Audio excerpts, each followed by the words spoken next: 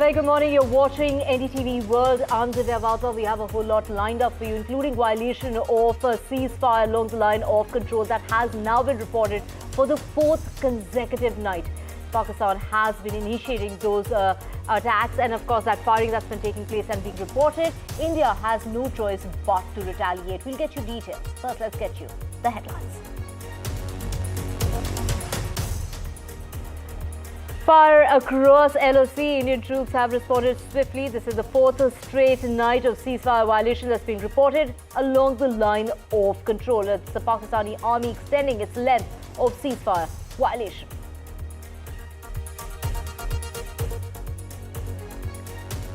And Canadians head to poll for the next election starting this morning in Canada. The new government, as far as the Canadian polls are concerned, it could be a very, very close tie between Mark Carney, the current Prime Minister, and Pierre, Poilievre.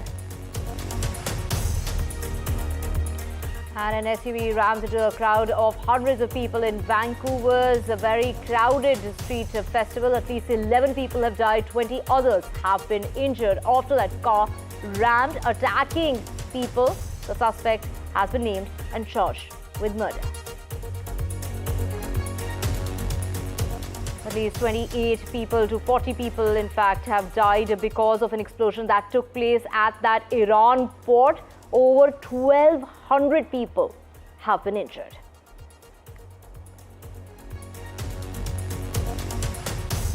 And India and France are set to ink a deal that's going to be coming up today in the afternoon at 12 o'clock. This is a deal to the tune of 63,000 crore rupees in order to get 26 jets. This is India's largest ever fighter jet deal that is going to be inked this afternoon. And Belgium court to hear the fugitive Mehul Choksi's bail plea. This is going to be a three-judge Belgium bench to hear that bail plea. This is the second time that's coming up in court, but India is set to oppose that bail hearing.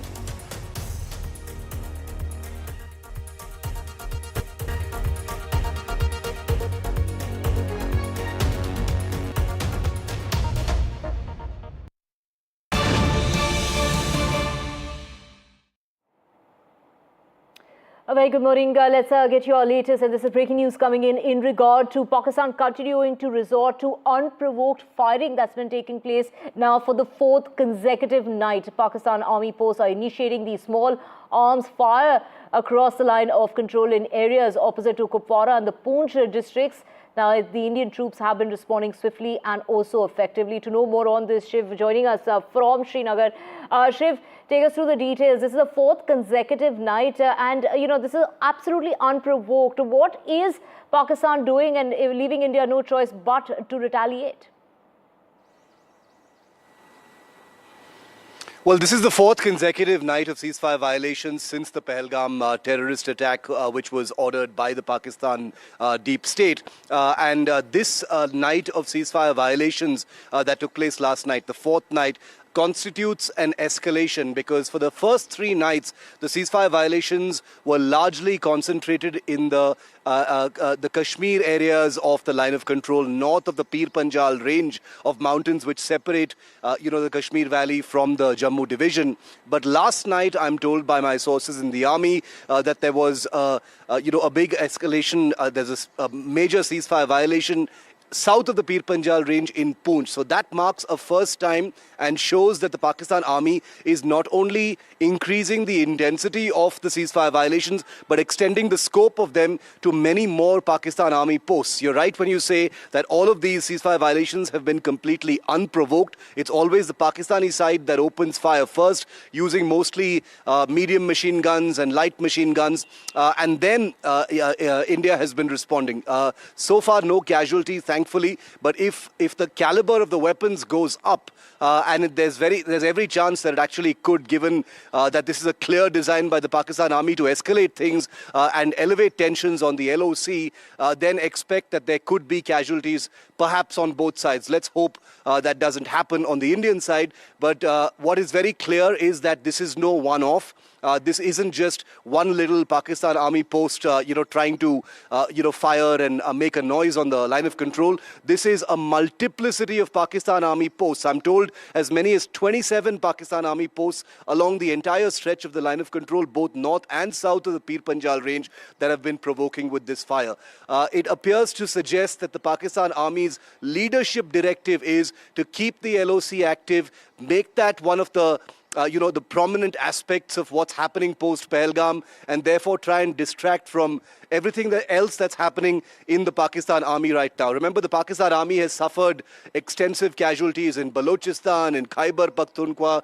The Pakistan army chief has, gone viral for all the wrong reasons across the world for his communal rant, which has lost Pakistan, dignity and allies in different parts of the world. A Pakistan army colonel had a shameful gesture to make at the Pakistan High Commission in London a couple of days ago. So the Pakistan army is in a very bleak spotlight right now, and escalating things on the line of control is one of the ways that they're seeking to try and divert attention from those things.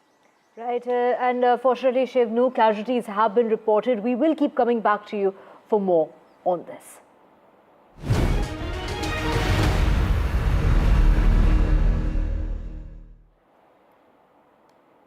Now, Canada is heading into polls this Monday morning. The contest will see the parties of Liberal leader Mark Carney as well as Conservative leader Pierre, Poilievre, as well as NDP leader Jagmeet Singh, and also Yves-François Blanchet, facing off in the 343 ridings, including 5 new electoral districts. The party leaders crisscrossed the country over the weekend in this last sprint to the finish line, spending the final hours of the federal election campaign trying to win over votes and voters.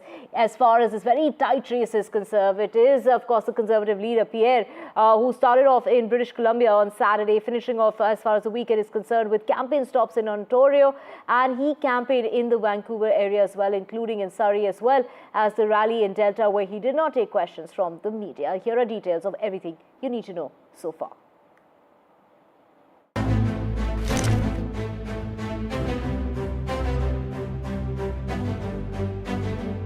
With the nation at political crossroads and an election that could redefine its future, Canadians are all set to head to the polls to elect which party will lead their government and take the nation forward.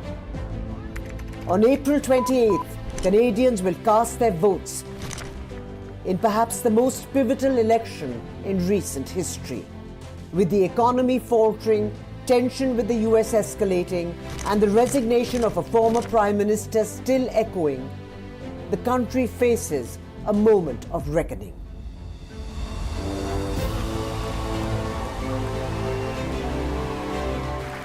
Five main parties are in the race: the Liberal Party, the Conservatives, the New Democratic Party, the Sovereignist Bloc Québécois, and the Green Party. But at the heart of the battle, it's a showdown between the Liberals and the Conservatives. Carney, a former central banker, aims to distance himself from Trudeau's legacy while still advocating for core Liberal policies. But his short stint as Prime Minister leaves his political identity still somewhat undefined. Conservative leader Pierre Poilievre is capitalizing on nearly a decade of Liberal dissatisfaction.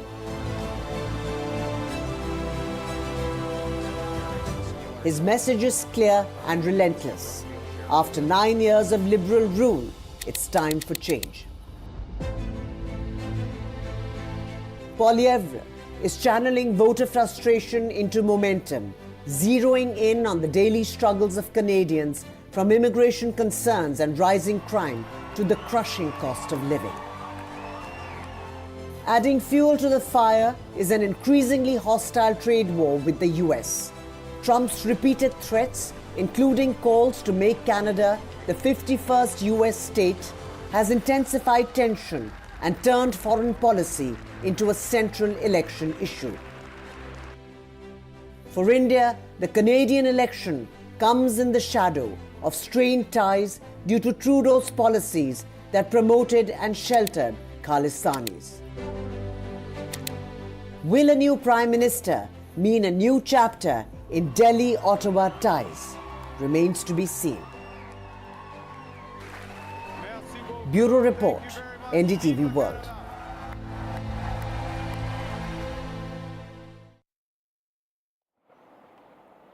Right, we also have my colleague Mahas Suriki joining us from Vancouver. Very good evening to you, Maha, in Vancouver. It's just a few hours left before, Canada starts to vote. We do know a lot of people have cast their vote already, but it's going to be a very, very close battle. It seems like it's down to between Mark Carney and Pierre. Turned out to be a two-horse race at the federal level, with the Liberals and the Conservatives largely fighting for power in this election, which is a pivotal election because of the reasons pointed out already in that report. Divya, what we are likely to see tomorrow is 12 hours of polling, the final time when any of the voters can step out and cast their ballots before the counting starts later in the evening. So because this is a huge geographical expanse, there are different time zones. We are expecting that counting and perhaps results will start trickling in first on Tuesday morning for India, as of India time, really, from the East Coast, that is towards Ontario and Quebec, and then move slowly towards British Columbia, where I am. And we are expecting the results to be counted within 5 to 6 hours. Some of the advanced polling that took place, those counts will start 2 hours before polling closes. But the rest of the results, ballots will be counted only after the polls have closed. This is a very close race now. Divya, CBC election tracker is now suggesting that the weighted average of the opinion polls is only showing a 2% lead for the Liberals.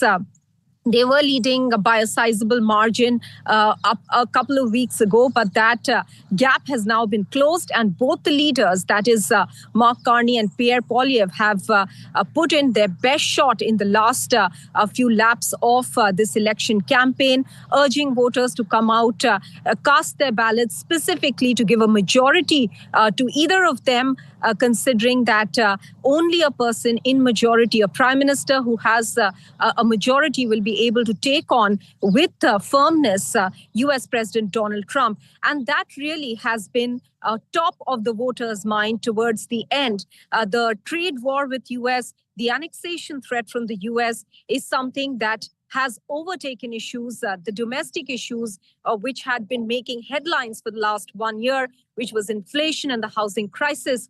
So now a very slim lead that the Liberals have. However, the two major provinces, Ontario and Quebec, that have the largest number of seats in Parliament, almost 200 between the two provinces, 122 from Ontario, 78 from Quebec.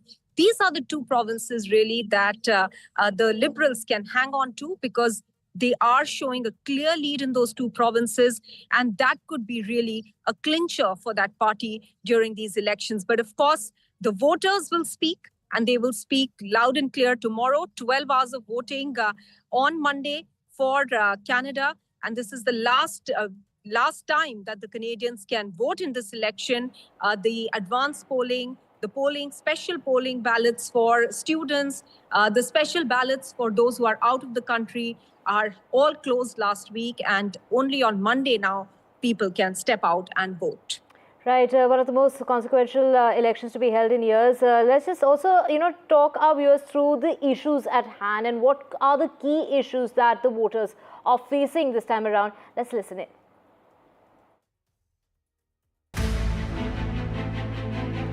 As Canadians head to polls, the major parties have made their final push to address some key issues. So what are they, and how are they shaping one of the most consequential elections in the country's history? One of the most important issues is the cost of living crisis, something Canada has been grappling with for years. Both the main parties, the Liberals and the Conservatives, have promised tax cuts for people in the lowest tax bracket. While Liberals are offering 1 percentage point cut, their opponents have promised to lower the rate from 15 to 12.75%. The campaigns have hinged on how the next leader would handle the trade crisis with its closest economic ally, the United States. The Conservatives have vowed tax relief for workers affected by the Trump tariffs. On the other hand, the Liberals have said they would help workers and businesses with the money raised by counter tariffs. Another issue affecting millions is skyrocketing home prices. While the Liberals want to create a federal entity that would act as a developer for affordable housing, the Conservatives are aiming to build 2.3 million homes in Canada in the next 5 years. With primarily these issues in mind, Canadians will decide who leads their country through some troubled times. Vishal Vivek's report for NDTV World. Look, I'm a very different person from Justin Trudeau. And to know more on this, we have Dean Baxenddale, columnist and an expert as far as politics in Canada is concerned. Thank you so much, sir, for speaking with us here on NDTV. We're talking about, the concerns, whether it's economic stability, whether it's the relationship with the United States, the cost of living, the housing affordability or climate policy. These are the issues that are being faced by the voters today. Take us through what, in your opinion, could be a make or deal for the voter. What do you think he's going to be casting his or her vote on? Well, thank you very much for having me, first of all. When we look at this year, 2025, in January, the Conservatives had a 20-point plus lead. It looked like it was going to be an easy shoe-in Conservative majority government. Justin Trudeau resigns. Donald Trump had made it to the White House and was inaugurated on the 20th. And now we've seen all hell break loose with respect to Canada, its relationship with the United States. Ultimately, what's at play here is our relationship with China as well at the same time. And now voters are looking at this election as who can stand up to Donald Trump, as opposed to really looking back at the key issues as to why we were looking at throwing the Liberals out in the first place, because they had effectively not taken this country forward, not created the jobs, made things affordable. So now on the agenda, we have Donald Trump and Donald Trump's tariffs, and effectively telling Canadians that they'll annex Canada as the 51st state, which of course has garnered such great support in Canada. And now we are a nation that seems to be very unified in fighting Donald Trump. And unfortunately, he should not be the target. The target should be the bad policies that put us into a position where our nation was being exploited by foreign actors from China, Pakistan, India as well, and the United States. Right. So, what is being promised by these various parties? We do know that it's a very close battle it's coming down to. But, just compare for us the key issues, whether it comes to, what is it that these parties are promising and what could really be a deal breaker for the voter? So what we've seen for the first time in almost 3 generations is a movement towards basically 2 parties. The Liberals and the Conservatives, between the 2 of them, are garnering about 80% of the vote. The NDP vote has collapsed. The Quebec vote for the Bloc Québécois has collapsed somewhat as well, therefore opening up an opportunity for the Liberals. But what's at stake now is going back with the Liberals on failed policy for the past decade plus, or the promise of change by Pierre Poilievre and moving the country forward with a new vision that looks at looking at our resources, ensuring that we bring those to market and create new wealth for Canada and putting Canada in its rightful place. We cannot virtue signal to the world as the Liberals would like us to do on the climate change. We need to hold India and China to account for greenhouse gas emissions, but we cannot virtue signal and shut down our industries in this country. We have great resources. We need to bring those forward in a plan. The Conservatives seem to be offering that. Mark Carney has moved to the middle, trying to get the vote from the elderly who always supported the Liberals. And that's what we now have, a clear vote between 2 parties, 2 different visions, one very old and one new. Right. Thank you so much, Dean Baxenddale, for joining us in the run-up to the elections in Canada. A very close watch, a very close battle there. We will keep coming back to you for more on that. Thank you for speaking with us. Now let's just get you, this is coinciding with the elections. It is the Canadian police that have gone ahead and charged Kaiji Adam Lowe with 8 accounts of second-degree murder after a car that rammed into Vancouver that has resulted in the death of 11 people. Dozens more have been injured when this man drove his SUV into a crowd at the Filipino festival. This is a street festival which gets very, very crowded, and the police say the victims are aged between 5 and 65. The city's mayor has also said a full review has been opened into the event's safety. Maha, my colleague, joining us to get us more on this. Mahas Suriki, what really happened here? And of course, this is coinciding on the weekend where people were, casting their votes, and this is a very, very crowded festival, the street festival, very, very famous there. What kind of crowd had gathered for this festival? And this has really resulted in the death of 11 people, while many those who have been injured. If you could also get us a health update on those people.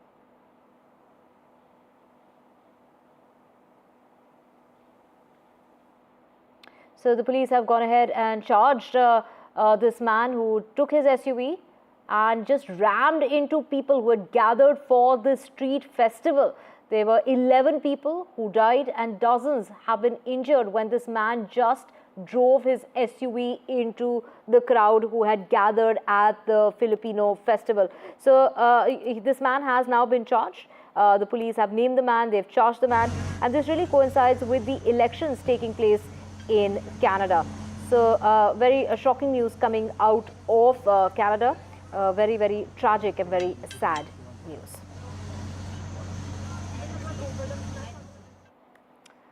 And Israel carried out an airstrike on Beirut's southern suburbs on Sunday after ordering an evacuation of a building that is said was being used by the Iranian-backed group Hezbollah.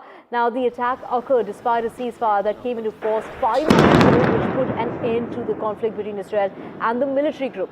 Israel has gone on to say that it had targeted that Hezbollah store of precision-guided missiles that posed as a threat to the state of Israel and its civilians.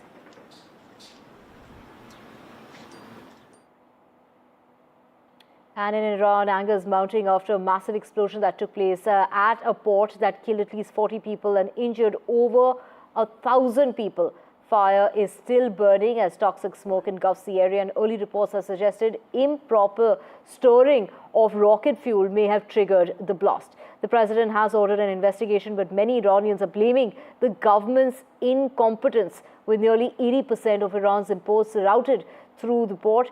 Concerns are being raised over the potential storage facilities and the issues that are being faced. Global leaders, including Russia's President Putin, have also offered support as emergency efforts are continuing. And with that, we're slipping to a very short break. Back with a whole lot more on the other side. Stay with us.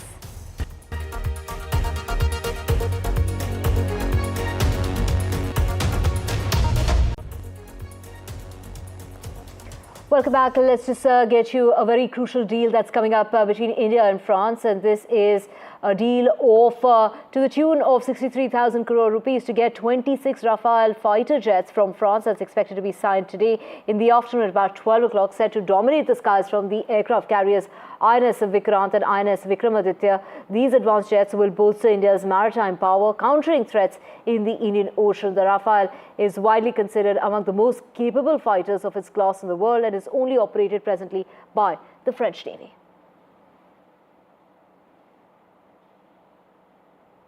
And Mehul Choksi's second bail plea is scheduled to be heard in a Belgium court. A 3-judge bench will review the arguments, and India is likely to oppose that bail plea that's working closely with the Belgian side for the extradition of the fugitive in connection with the 13,000 crore PNB fraud case.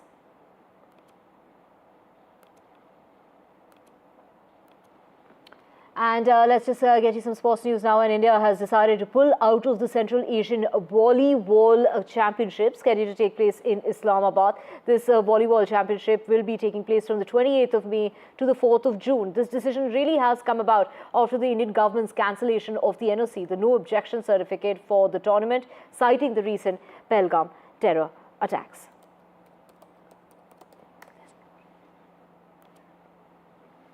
And let's just get you the latest when it comes to the suspect in the person responsible for the jewelry theft of Kim Kardashian. We're talking about the jewelry case, plans to take the responsibility. This is, what we're hearing at the moment is that the alleged grandpa gang is facing a trial over that theft that took place at a hotel. Kim Kardashian to testify against the men accused of that theft. And of course, this was a theft that took place in Paris, and the trial is over 9 million worth of jewelry that was stolen from the hotel that Kim Kardashian was staying in. The suspect plans to take responsibility at the trial.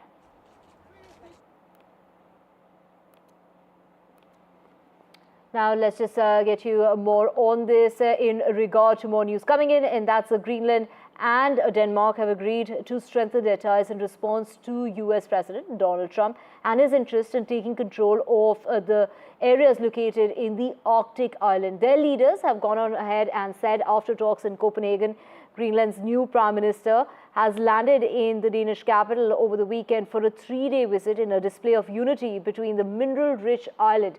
This is a semi-autonomous Danish territory. And of course, this visit follows months of tension that has been created over Trump's repeated declaration that Greenland should become part of the United States. And with that, it's a wrap of this bulletin. Thank you so much for watching.